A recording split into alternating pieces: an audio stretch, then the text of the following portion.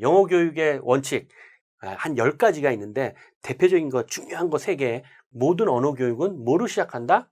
저희 주관식이 약하죠. 저 주관식이 약하기 때문에 객관식으로 가죠. 파닉스가 뭡니까? 애플이면 그걸 읽을 수 있게끔 우리가 아이들 리딩을 가르치는 거죠. 또 듣기로 시작한다? 예, 정답은 듣기죠. 제가 계속 리딩이 중요하다 해놓고 읽기를 배우는 파닉스보다 더 중요한 게 듣기입니다. 듣기. 모든 언어는 듣기, 말하기, 읽기, 쓰기 순으로 배우게 되어 있습니다. 문자가 존재하는 언어에 한해서는. 그래서 말문이 트이는 시기가 어떤 언어도 비슷한 시기에 말문이 트입니다. 평균 24개월에 말문이 트이게 되죠.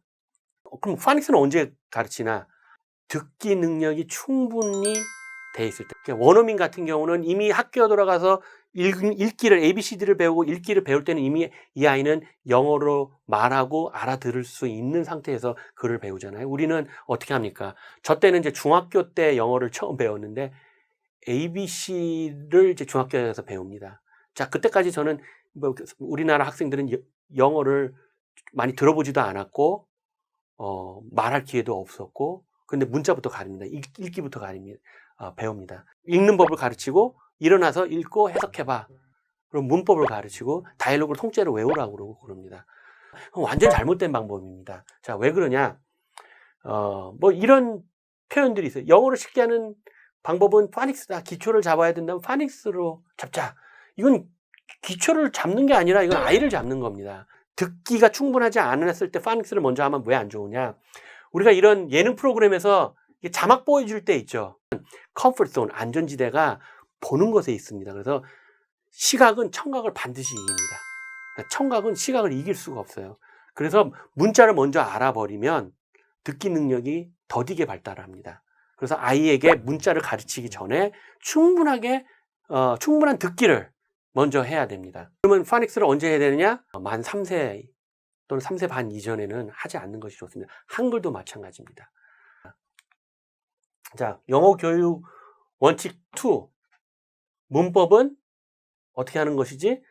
정리하는 것이지 공부하는 것이 아니다. 그래서 그러면 문법이 필요 없다는 말인가? 아닙니다. 문법은 나는 먹는다 밥을 하면 아이한테 나는 먹는다 밥을 왜 이게 잘못된 문장이야? 그러면 애가 우리나라는 목적어가 동사 앞에 나와 이런 얘기를 합니까? 아니 그냥 이상하니까 합니다. 그게 자각력입니다. 그게 눈치입니다. I hamburger eat 하지 않습니다. I eat hamburger라고 얘기를 하죠. 그리고 뭐 우리나라 사람들이 제일 어려워하는 부분 중에 하나가 어랑 더를 어디다 붙여야 돼? I am from the Korea가 맞나?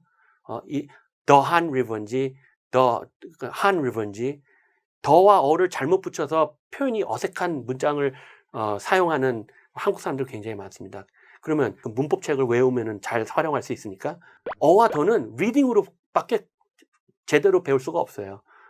이 리딩은 꾸준히 하다 보면 그 감각이 생겨서 그런 감각이 생길 때까지 충분한 comprehensible input이 필요하고 그 인풋의 순서는 듣기 그리고 학령기에 접어들어서 독서에 매진을 하게 될 때에 이 아이의 사고력과 언어 자각력과 관점 획득력이 키워지는 겁니다.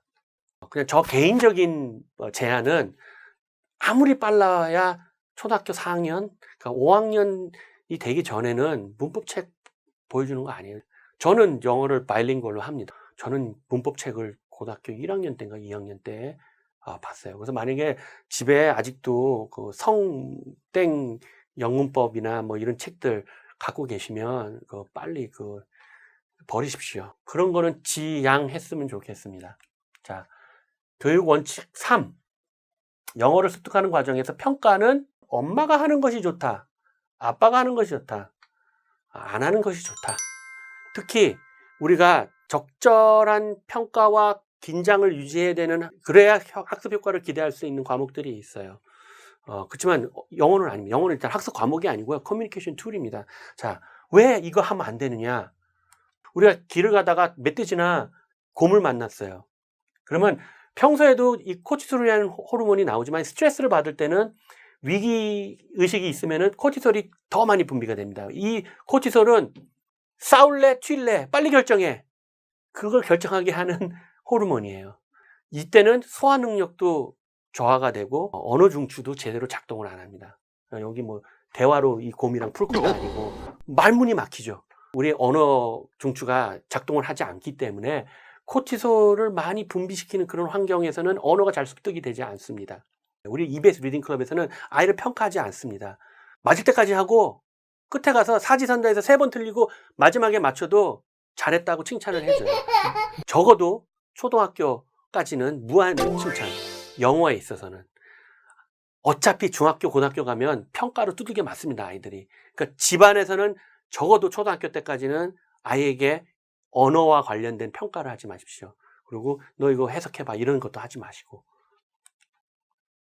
그래서 미국에서는 Read to Dog 프로그램이라는 것을 공공도서관 같은 데 사서가 강아지를 데리고 와서 좀 책 읽기를 싫어하거나 리딩이 잘 안 되는 아이들에게 강아지 앞에서 책을 읽게 하는 프로그램을 하고 있습니다. 이게 처음에는 읽기가 잘 안 되는 애들을 상대로 했는데 이게 효과가 너무 좋아서 많은 학생들에게 이 프로그램을 확대하고 있습니다. 그거 왜 그럴까요? 예, 강아지는 지적질을 안 하기 때문에 그렇습니다. 어머니들 집에서 아이들 뭐 읽고 할 때 지적질 하시면 안 돼요. 발음이 왜 그러니, 뭐 3인칭 단수인데 S를 붙여야 되느니 말아야 되느니 이런 거 하시면 안 됩니다.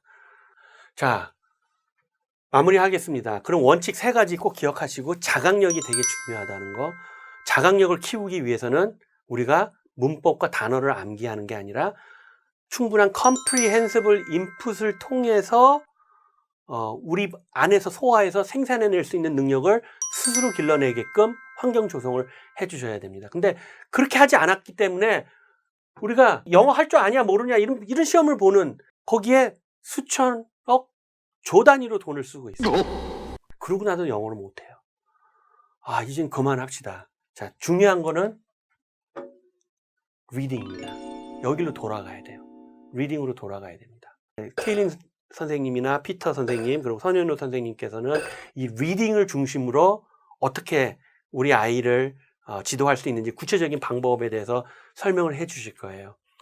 그렇지만 더 중요한 거는 이 방법이 맞나 저 방법이 맞나 이렇게 고민이 되실 때는 언어 자각력을 키우는 방법인가 아닌가를 딱 판단을 하시면, 심지어는 이 학원을 보내도 되나 저 학원을 보내야 되나 이런 걸 선택하실 때도 기준이 될 수가 있습니다. 이 리딩이 굉장히 중요하고 독서 습관이 잡히는 게 중요해요. 온라인 학습이나 컴퓨터를 동원하고 이게 중요한 게 아니라, 그러면 기술을 동원하더라도 디지털 학습을 하더라도 과연 아이가 독서 습관이 잡히느냐 안 잡히느냐가 중요하죠. EBS 리딩 클럽은 그게 증명이 됐어요.